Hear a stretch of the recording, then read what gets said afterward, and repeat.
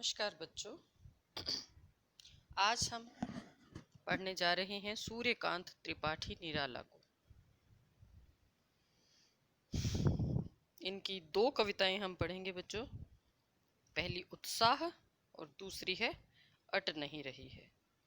पहले हम सूर्यकांत त्रिपाठी निराला के बारे में जानते हैं, उनका परिचय प्राप्त करते हैं। सूर्यकांत त्रिपाठी निराला का जन्म बंगाल के महिषादल में सन 1899 में हुआ। वे मूलतः गढ़ाकोला जिला उन्नाव उत्तर प्रदेश के निवासी थे। निराला की औपचारिक शिक्षा 9वीं तक महिषादल में ही हुई। उन्होंने स्वाध्याय से संस्कृत, बांग्ला और अंग्रेजी का ज्ञान अर्जित किया। वे संगीत और दर्शन शास्त्र के भी गहरे अध्येता थे। रामकृष्ण परमहंस और विवेकानंद की विचारधारा ने उन पर विशेष प्रभाव डाला। निराला का पारिवारिक जीवन दुखों और संघर्षों से भरा था। आत्मीय जनों के असामयिक निधन ने उन्हें भीतर तक तोड़ दिया। साहित्यिक मोर्चे पर भी उन्होंने अनवरत संघर्ष किया। सन 1961 में उनका देहांत हो गया। उनकी प्रमुख काव्य रचनाएं हैं अनामिका, परिमल, गीतिका, कुकुरमुत्ता और नए पत्ते। उपन्यास, कहानी, आलोचना और निबंध लेखन में भी उनकी ख्याति अविस्मरणीय है। निराला रचनावली के 8 खंडों में उनका संपूर्ण साहित्य प्रकाशित है। निराला विस्तृत सरोकारों के कवि हैं। दार्शनिकता, विद्रोह, क्रांति, प्रेम की तरलता और प्रकृति का विराट तथा उदात्त चित्र उनकी रचनाओं में उपस्थित है। उनके विद्रोही स्वभाव ने कविता के भाव जगत और शिल्प जगत में नए प्रयोगों को संभव किया। छायावादी रचनाकारों में सबसे पहले मुक्त छंद का प्रयोग किया। शोषित, उपेक्षित, पीड़ित और प्रताड़ित जन के प्रति उनकी कविता में जहाँ गहरी सहानुभूति का भाव मिलता है, वहीं शोषक वर्ग और सत्ता के प्रति प्रचंड प्रतिकार का भाव भी। अब हम कविता के बारे में जानते हैं बच्चों। उत्साह एक आह्वान गीत है। आह्वान क्या होता है पहले यही जान ले। किसी को पुकारना, किसी को बुलाना आह्वान है। तो उत्साह एक आह्वान गीत है जो बादल को संबोधित है। बादल निराला का प्रिय विषय है। कविता में बादल एक तरफ पीड़ित प्यासे जन की आकांक्षा को पूरा करने वाला, तो दूसरी तरफ वही बादल नई कल्पना और नए अंकुर के लिए विध्वंस, विप्लव और क्रांति चेतना को संभव करने वाला भी। कवि जीवन को व्यापक और समग्र दृष्टि से देखता है। कविता में ललित कल्पना और क्रांति चेतना दोनों है। सामाजिक क्रांति या बदलाव में साहित्य की महत्वपूर्ण भूमिका होती है। निराला इसे नवजीवन और नूतन कविता के संदर्भों में देखते हैं। अट नहीं रही है कविता फागुन की मादकता को प्रकट करती है। कवि फागुन की सर्वव्यापक सुंदरता को अनेक संदर्भों में देखता है। जब मन प्रसन्न हो तो हर तरफ फागुन का ही सौंदर्य और उल्लास दिखाई पड़ता है। सुंदर शब्दों के चयन एवं लय ने कविता को भी फागुन की ही तरह सुंदर एवं ललित बना दिया है। तो बच्चों दो कविताएं हम पढ़ेंगे। आपको बताया मैंने कि निराला, हमने पढ़ा कि निराला का प्रिय विषय रहा है बादल, और जब भी उन्होंने बादल से बात की है, बादल को संबोधित किया है, बादल का आह्वान किया है, तो हमेशा उन्होंने बादल को बहुत जोर से बरसने, गरजने, बहुत तेज बारिश करने के लिए ही कहा है। इसके पीछे निराला का जो उद्देश्य है वो यह है कि धीरे धीरे बरसने वाला, रिमझिम बरसने वाला जो बादल है उसमें क्रांति करने की, परिवर्तन लाने की क्षमता नहीं होती, जबकि जो तेज बरसने वाला बादल है उसमें क्रांति लाने की क्षमता होती है। इसी वजह से उन्होंने ऐसा कहा है। वे बादल को दो तरीके से देखते हैं। एक तरफ वो पीड़ित और प्यासे लोगों की प्यास को बुझाने का काम करते हैं, और दूसरी तरफ वही बादल नई कल्पना और नए अंकुर के लिए पुराना जो है उसको तोड़ फोड़ करना, उसमें क्रांति करना और नया कुछ लाने वाला है। ये कविता बच्चों बादल के साथ साथ कवि की तरफ भी संकेत करती है। कवि भी बादल की ही तरह होते हैं। जैसे बादल गरज कर बरसते हैं तो जीवन में नई उमंग आती है, नया जोश आता है। सब पुराना गला सड़ा जो है वो बह जाता है और नए निर्माण होते हैं। उसी तरह से कवि भी जब अपनी आवाज़ बुलंद करता है, अपनी आवाज़ उठाता है, लोगों को जागरूक करता है, अपनी कविताओं के माध्यम से लोगों में नई चेतना लाता है, तो उससे भी क्रांति आती है। इस कविता में हम दोनों संदर्भ एक साथ देखेंगे। तो बच्चों पहली कविता हम शुरू करते हैं, उत्साह। उत्साह। बादल गरजो, घेर घेर घोर गगन धाराधर ओ, ललित ललित काले घुंघराले, बाल कल्पना के से पाले, विद्युत छवि उर्मे कवि नव जीवन वाले, वज्र छिपा नूतन कविता फिर भर दो, बादल गरजो। विकल विकल उन्मन थे उन्मन, विश्व के निदाघ के सकल जन, आए अज्ञात दिशा से अनंत के घन, तप्त धरा जल से फिर शीतल कर दो, बादल गरजो। कवि बादल का आह्वान कर रहे हैं। वो उन्हें कहते हैं कि बादल तुम जोर से गरजो, इस पूरे आसमान को घेर कर घोर स्वर तुम करो। धाराधर बादल को ही कहा गया है। फिर वो बादल के बारे में कहते हैं कि बड़े ही सुंदर सुंदर, ललित ललित, सुंदर सुंदर और काले घुंघराले बालों की तरह पूरे बादल आसमान में छाए हुए हैं। उनके हृदय में, उर में विद्युत की छवि है, बिजली छिपी हुई है, और ये लोगों को नया जीवन देने वाले हैं। कवि बादल से कहते हैं कि वो अपने अंदर की जो कठोरता है, जो वज्र है, उसको छिपाकर आज एक नया जीवन पृथ्वीवासियों को दे दे, बादल गरजो। यहाँ जब हम कवि के अर्थ में लेंगे बच्चों, तब भी यही होगा कि जिस प्रकार से काले घुंघराले बाल बहुत सारे अनंत होते हैं, बहुत सारे होते हैं, अनंत होते हैं, उसी तरह से कवि के मन में भी रोज नई नई तरह की भावनाएं, नए नए तरह के विचार उमड़ कर आते हैं। और कवि मधुर स्वर में भी गा सकता है, उसके स्वर में कठोरता भी बसी हुई है, उसके स्वर में बिजली भी बसी हुई है। लेकिन आज वो कह रहे हैं कि आज कुछ इस प्रकार की कविता सुनाए, इस प्रकार की कोई रचना वो करे कि लोगों में नया जीवन भर जाए।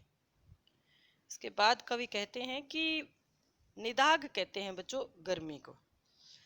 विश्व के सभी लोग गर्मी के कारण बहुत व्याकुल और अनमने थे। उन्मन, उन्मन अनमना होना, अनमना यानी मन का ना लगना, उदास होना। विकल व्याकुल होना। इस विश्व के लोग बहुत गर्मी के कारण व्याकुल हो रहे थे और बड़े ही अनमने थे, उनका मन कहीं नहीं लग रहा था।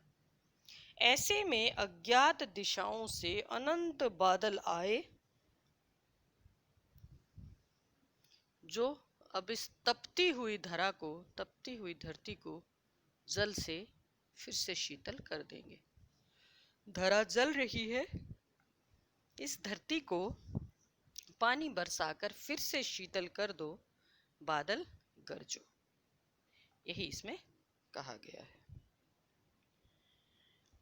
अब बच्चों पहले हम इसका काव्य सौंदर्य भी देख लेते हैं, इसकी कैसी भाषा है, कौन से अलंकार छिपे हुए हैं, तो साथ साथ आप नोट कर लोगे।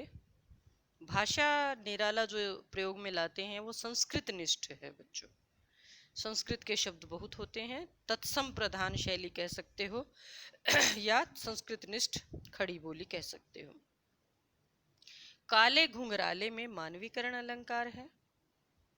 बाल कल्पना कैसे पाले, जिस तरह से बालों की कल्पना होती है या किसी बालक की कल्पना होती है, उसके समान।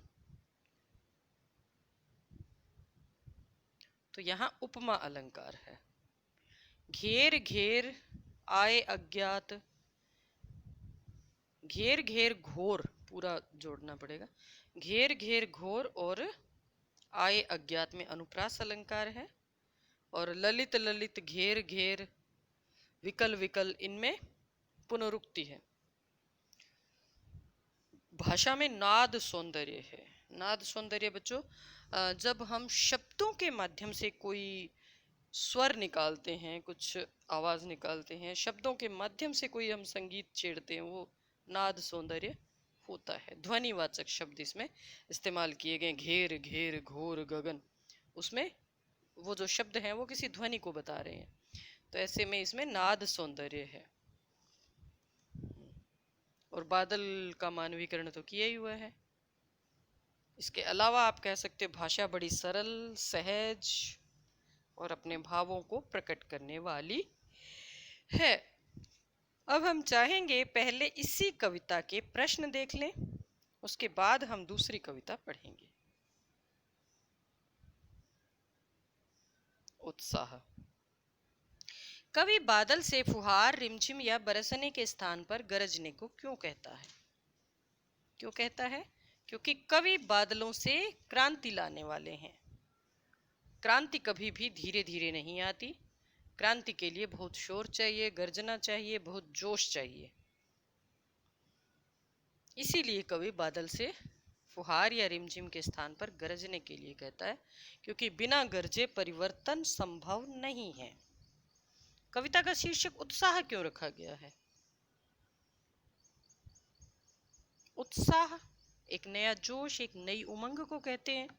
इस कविता में भी कवि बादल से इस प्रकार से गरजने को कहता है, इस प्रकार से बरसने को कहता है कि लोगों में नया जीवन और नया उत्साह आ जाए।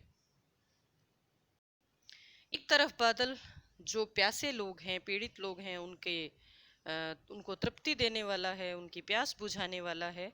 वहीं दूसरी तरफ बादल क्रांति लाने वाला है, वो पुराना सड़ा गला सब नष्ट करने वाला है। इसीलिए इस कविता का नाम उत्साह रखा गया।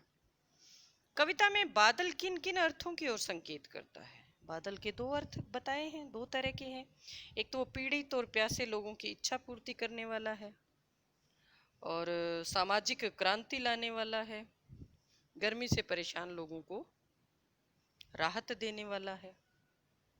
नई क्रांति, वो सेम ही बात रिपीट हो जाएगी, फिर क्रांति लाने वाला है। दो चीजें हैं, एक तरफ वो पीड़ित प्यासे लोगों को की प्यास बुझाने वाला है, और दूसरी तरफ वो क्रांति लाने वाला है। मुख्य रूप से हम इन दो अर्थों की तरफ संकेत कवि कर रहे हैं। हाँ, इसके माध्यम से एक और कह सकते हो आप कि बादल के माध्यम से कवि ने कवि को भी संबोधित किया है, किसी लेखक और कवि को भी संबोधित किया, जो अपने विचारों से नई क्रांति लाते हैं। और इस संसार के जो लोग, चारों तरफ जो अशांति फैली हुई है, जो हिंसा, जो भ्रष्टाचार या ईर्ष्या द्वेष फैला हुआ है, उस सब को दूर करके लोगों को सुख देने का काम करता है। तो जहाँ बादल बरसकर सब पीड़ित लोगों को, जो गर्मी से परेशान लोग हैं, उनको सुख देता है, उसी तरह से कवि भी अपने शब्दों से जो लोग जीवन में तरह तरह की समस्याओं से जूझ रहे हैं, उनको नया जीवन देता है। शब्दों का ऐसा प्रयोग जिससे कविता के किसी खास भाव या दृश्य में ध्वन्यात्मक प्रभाव पैदा हो, नाद सौंदर्य कहलाता है। उत्साह कविता में ऐसे कौन से शब्द हैं जिनमें नाद सौंदर्य मौजूद है? छांट कर लिखें। नाद सौंदर्य वाला मेन तो घेर घेर घोर गगन, धाराधर विकल विकल, उन्मन उन्मन, ये रिपीट हुए हैं जो शब्द, उनमें ध्वनि सौंदर्य हमें दिखाई दे रहा है। रचना और अभिव्यक्ति का जो आपका प्रश्न है, आपको जिस तरह से बादल उमड़ घुमड़ कर बारिश करते हैं, वैसे कवि अपने अंतर्मन के भाव उमड़ घुमड़ कर कविता के रूप में व्यक्त करते हैं। ऐसे ही किसी प्राकृतिक सौंदर्य के दृश्य को देखकर उसे आपको कविता में उतारना है। तो बच्चों, ये आपको खुद करना है। आप देखोगे कि किसी भी प्राकृतिक दृश्य को देखकर आपके मन में किस तरह के विचार आते हैं और फिर आप उन विचारों को किस प्रकार से शब्दों में पिरोते हैं। ये बेटा आपका काम है। तो एक कविता हमारी पूरी हो गई बच्चों, उत्साह। अब दूसरी कविता हम पढ़ेंगे, अट नहीं रही है। बच्चों फागुन का महीना आपने देखा होगा, कौन सा होता है फागुन का महीना? यही फरवरी के अंतिम जो दिन हैं वो, और मार्च के दिन, होली के आसपास के दिन। इन दिनों में बच्चों आप प्रकृति में कैसे परिवर्तन देखते हो? कैसी होती है प्रकृति? पहले तो मैं ये जानना चाहती हूँ आपसे, कैसी होती है? देखो कड़ाके की ठंड जा चुकी है, और कड़ाके की ठंड की वजह से जो पेड़ों के पत्ते झड़े थे वो भी दोबारा आ चुके हैं, नए सिरे से आ चुके हैं, और चारों तरफ नए नए पत्ते उगे हुए हैं, एकदम हरियाली चारों तरफ छाई हुई है, और तरह तरह के फूल भी खिले हुए हैं। मौसम बड़ा अच्छा है, ना गर्मी है ना सर्दी है, बीच का बढ़िया मौसम है। और साथ ही मौसम के साथ साथ चारों तरफ हरियाली भी है। प्रकृति की जो शोभा है वो देखते ही बन रही है। ऐसी शोभा और किसी भी मौसम में हमें देखने को नहीं मिलती। तो कवि उसी फागुन का वर्णन करते हुए कह रहा है कि फागुन की जो चमक है, जो आभा है या जो शोभा है, वो इस पूरे माहौल में, पूरी प्रकृति में अट नहीं रही है, यानी पूरी नहीं आ रही है, समा नहीं रही है। इतनी अधिक आभा है कि वो तन के नजदीक भी नहीं लग पा रही है। फिर कवि कहते हैं, कहीं सांस लेते हो घर घर भर देते हो, उड़ने को नभ में तुम पर पर कर देते हो, आंख हटाता हूं तो हट नहीं रही है। जैसे ही इस ऋतु में हवा चलती है, फागुन में जब हवा चलती है तो हवा के साथ फूलों की खुशबू सब तरफ फैल जाती है। तो कवि कह रहे हैं कि जब तुम सांस लेते हो, तुम्हारी जब हवा आती है तो पूरा घर तुम्हारी खुशबू से भर जाता है, और मन में इतनी खुशी हो जाती है कि मन जैसे आकाश में उड़ने को हो जाता है। ऐसे लगता है कि वो आकाश में उड़ने लग जाए। बाहर का जो खुशनुमा माहौल है वो मन में भी एक नया उत्साह भर देता है, मन उड़ने को हो जाता है। इतनी शोभा है कि कवि कहते हैं, आंख हटाता हूं तो हट नहीं रही है। आंख हटा नहीं पा रहा है, वो इतनी खूबसूरती चारों तरफ फैली हुई है। पत्तों से लदी डाल, कहीं हरी कहीं लाल, कहीं पड़ी है उर में मंद गंध पुष्पमाल, पाट पाट शोभा श्री पट नहीं रही है। कवि कहते हैं कि पत्तों से डालियां लदी पड़ी हैं, कहीं हरी दिखाई दे रही हैं तो कहीं लाल दिखाई दे रही हैं, और कहीं कहीं तो फूल जो मंद मंद खुशबू वाले फूल हैं वो इस प्रकार से लग रहे हैं जैसे किसी के हृदय पर फूलों की माला पड़ी हुई हो। हर जगह पर प्रकृति की जो शोभा है वो समा नहीं रही है। फागुन की शोभा कहीं पर भी समा नहीं रही है। तो बच्चों ये थी हमारी दूसरी कविता। इसमें भी प्राकृतिक सौंदर्य का सजीव चित्रण है। काव्य सौंदर्य अगर आप बताओगे, भाषा वही खड़ी बोली, संस्कृत निष्ठ खड़ी बोली है, या तत्सम प्रधान खड़ी बोली भी कह सकते हो, दोनों का एक ही अर्थ है बच्चों। श्रृंगार रस है, सुंदरता की बातें हो रही हैं, माधुर्य गुण है, ठीक है। भाषा जो है भाव के अनुकूल है। ये लगभग बेटा सब में ही आपको लिखना है। काव्य सौंदर्य जब आप लिखते हो ना तो उसमें भाषा भावों के अनुकूल है, ऐसा हम लिखते हैं। छायावादी कविता है, कवि पर छायावादी प्रभाव स्पष्ट रूप से दिखाई दे रहा है, क्योंकि जब हम प्रकृति के माध्यम से अपने विचारों को व्यक्त करते हैं तो वहां पर छायावाद होता है। छोटे छोटे वाक्यों से कविता बनी हुई है जो बड़ी प्रभावशाली है। घर घर पर पर इसमें पुनरुक्ति है, पाठ पाठ भी है, हाँ पाठ पाठ भी है, इनमें पुनरुक्ति है और मानवीकरण अलंकार भी है।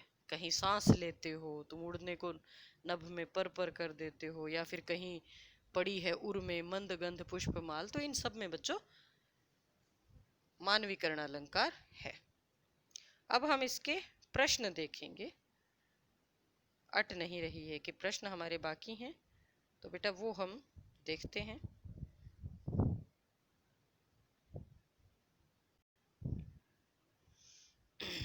पहला प्रश्न, छायावाद की एक खास विशेषता है अंतर्मन के भावों का बाहर की दुनिया से सामंजस्य बिठाना। कविता की किन पंक्तियों को पढ़कर यह धारणा पुष्ट होती है? लिखिए। वही, कहीं सांस लेते हो घर घर भर देते हो, उड़ने को नभ में तुम पर कर देते हो। और एक आभा फागुन की तन सट नहीं रही है।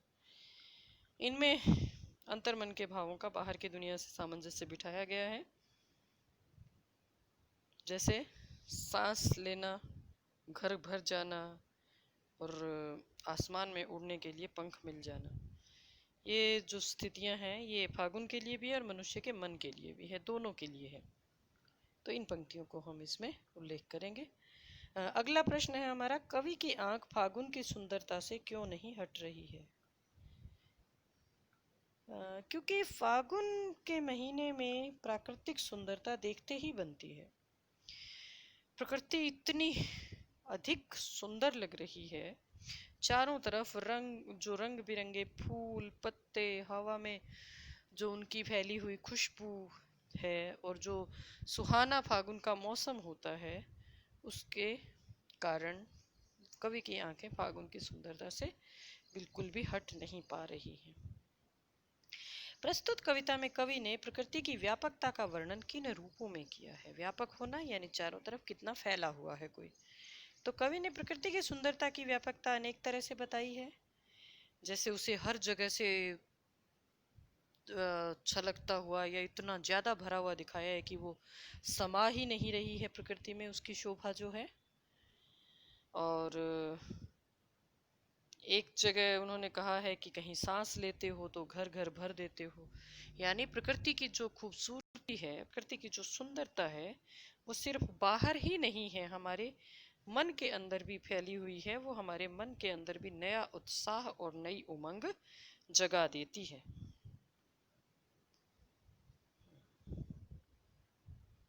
अगला प्रश्न हमारा, फागुन में ऐसा क्या होता है जो बाकी ऋतुओं से भिन्न होता है? जैसा कि हमने शुरुआत में ही जिक्र किया था कि फागुन के महीने में ना अधिक सर्दी होती है ना अधिक गर्मी, बड़ा सुहावना मौसम होता है। पेड़ों पर नए नए पत्ते आए हुए होते हैं, चारों तरफ हरियाली होती है, रंग बिरंगे फूल खिले हुए होते हैं। इतना अच्छा माहौल और किसी भी ऋतु में नहीं होता, सिर्फ फागुन में ही ये सब संभव होता है, इसीलिए ये बात कही गई है। और इन कविताओं के आधार पर निराला के काव्य शिल्प की विशेषताएं लिखिए।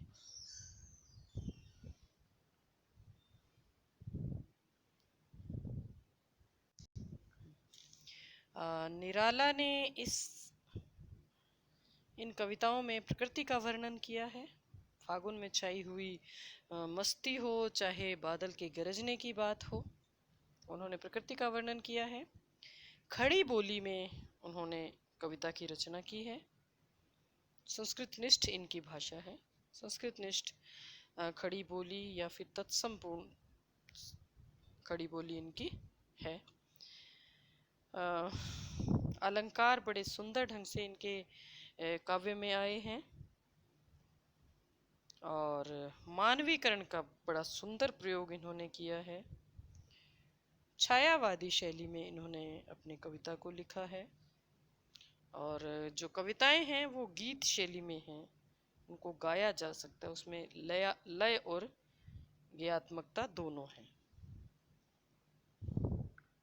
तो बच्चों ये थे हमारे प्रश्न। रचना और अभिव्यक्ति का एक प्रश्न रह गया। होली के आसपास प्रकृति में जो परिवर्तन दिखाई देते हैं उन्हें लिखिए। तो बच्चों ये आप अपने कल्पना से और अपने जो ज्ञान है उसके आधार पूर्व ज्ञान है उसके आधार पर लिखेंगे। धन्यवाद।